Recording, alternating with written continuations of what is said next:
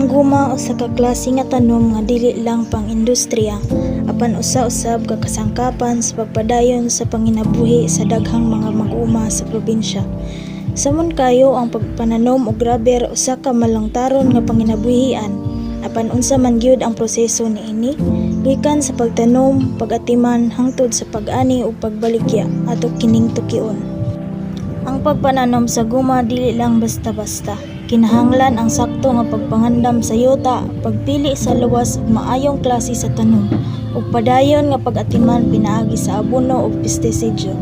Usa kini ka proseso nga magkinahanglan og pasensya ug kahibalo. Ato karong paminawon ang tingog sa mag-uuma, ang iyang kasinatian ug paglantaw sa iyang trabaho. Hello sa tanan no, naadto ta diri sa balay ni Kuya Richel Superable. 13 na katuig na naggrabiran. So ato siyang interviewon aron ato mo sinati kung isa yang mga naagian sa iyang paggrabiran sulod sa 13 katuig. So kung ako una pangutanaya kanang unsay una rin yung ginabuhat or mga land preparation or mga so kanang bago mo magtanong sa inyong lover. Siguro magkalas yun. Hagbasan. Dahil manong pahagbas, kung stinkingan. Para sa pagtanong Para na siya linya. Then tapos, tamnan. Then after mga 2 years, badingon nimo. Kailangan po uban nga mamalit na lang po sila o kanang kuan. Bading na daan. Pero mas nindot kung ikaw mo bading sa field. Kay kuan siya ba kanang makapili ka sa imuhang gusto nga variety sa semilya sa rubber. So unsa po mo mga variety nga ginabalin din na pag-abot og duha ka tuig? Karon sa sa kuha mga 600 variety gina. Napoy PB 260 akong gibutang pero mas nindot di ba 600. Kusog gid siya ang tagok. Mga pila ka tuig na siya, pili na siya gatingan kanang 600 na variety. Depende siya sa pag-atiman.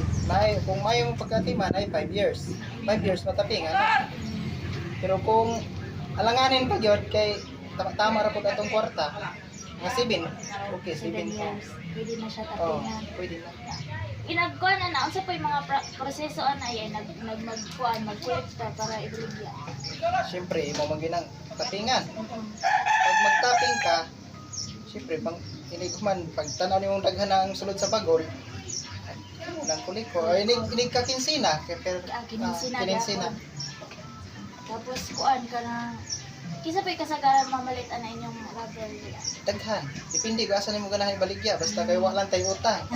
Pila pa yung mga ginansya ninyo ya sa inyong pagbaligya? Siyempre, amo man di. Kung pila yung kuan, amo ayun. May bahinan, Tapos kuan pod ka ng naba kay sa imong pagpanguma sa rubber, naba kay mga nasinatian na mga sakit-sakit ana. Naa. Kaya ng mga bundod. Tingala lang ka nga ang punuan sa rubber. Tingala ka nga natumba na kaya ang katong nintunganay niya wala di ay kot na. Gawsa ng bundod napay lain. Napa katong magbuto ang rubber. Kapang yung bunga or katong Iyang lawas. Tapos kuan pud ya kanang gawa sa kanang pagpaatiman ninyo sa rubber no, naba may ginaabono na ba kay ginaabono sa? Pwede nindot abunuhan. Isa po yung mga klaseng abono yung ginagamit. Barato hon ra kay may makaya na to. Ammonium raman. Mura Pero ba tayo nindot dito ta na tong complete. kung makaya sa Makaya nya kay inato raman. Oo. Sagaran ammonium ra. Kay mura may dali kay barato. Ang panahon ba na ba epekto kung mag-harvest or kanang magtaping mo? Una ka. Sample ka ng ulan. Pag ulan jud, wa may taping pait jud sa kapingero. Wala dili Okay, kung imo magong tapingan siya, magsugod ang dry up.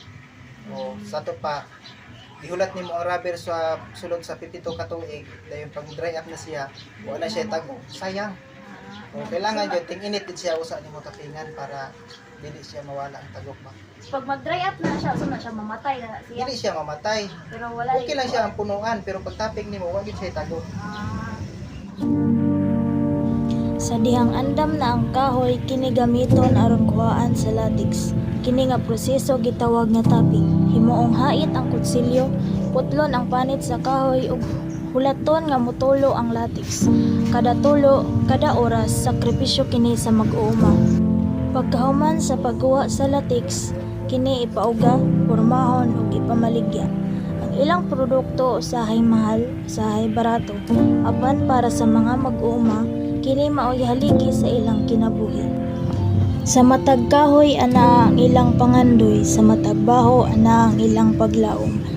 Ang guma dili lang produkto, apan simbolo sa ilang kalig-on ug determinasyon. Kini ang ilang istorya, kini ang ilang kinabuhi.